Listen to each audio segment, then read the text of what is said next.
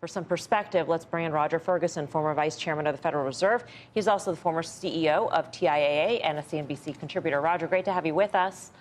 I'm going to ask you the question Thanks, that I think nice to be here. Is dogging a lot of investors, and that is who is right when it comes to pricing what that terminal rate will be, because right now there's a huge gap between what the Fed thinks it will be and what the markets think it will be. I think Steve Leisman said in the previous hour that it's a 70 basis point gap. That's quite a difference. Who do you think will get this right in the end? I think in the end, the Fed's probably going to get it right. I think they are quite committed to getting to a terminal rate that's somewhere over 5. The market does not expect that. The reason is that I think the Fed is concerned about not making the mistake of stop-go that was made in the 70s. I think they also see resilience in the labor market, giving them a higher degree of confidence.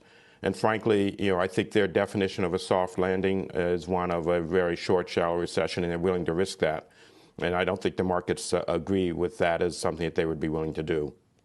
Amongst the wild cards that the Fed may need to think about as possibilities, Roger, things to factor into their monetary policy, I'm wondering if you think the China reopen is going to be a major wild card, or if the debt ceiling and whether or not, if that grows contentious, if we go perilously close to the cliff, so to speak, could that also factor in?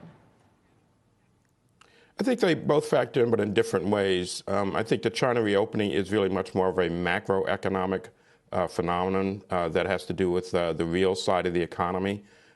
So the question of whether or not oil prices will pick up again, whether or not the reopening creates opportunities both for a more stable but also maybe a more unstable supply chain as COVID continues to circulate in China and maybe around the world. And so I think they watch the China reopening as having some fundamental impacts on inflation and how well the global economy works. The question of the debt ceiling, again, I think is basically policymakers and the Hill playing chicken with each other, and they're playing a pretty dangerous game with the full faith and credit of the United States. I think at the end of the day, cooler heads will prevail, but it will create a certain amount of market volatility that I think the Fed will have to manage, but we'll look through that as not having a fundamental impact on the real economy, most likely.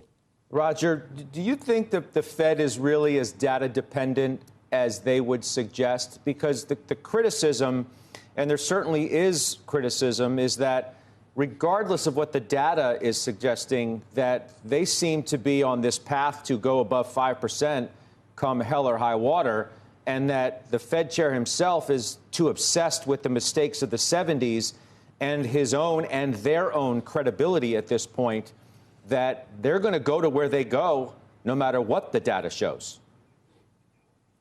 Look, I think they are data dependent in that they're looking for some consistency in data. One of the things that the market does is every time there's a slight movement in a positive direction, i.e. softening up, inflation or lower, the market sort of assumes the Fed is done. The Fed is being very consistent, which is they take note of these improvements, but suggest that one data point is not a long-term trend.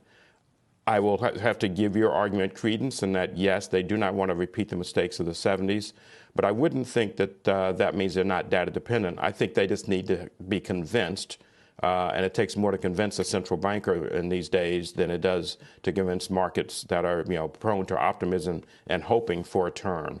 And so I think that's where the disconnect is. But I wouldn't say they're not data dependent. I think, in fact, they just want to see consistency and don't get thrown off by one or two data points.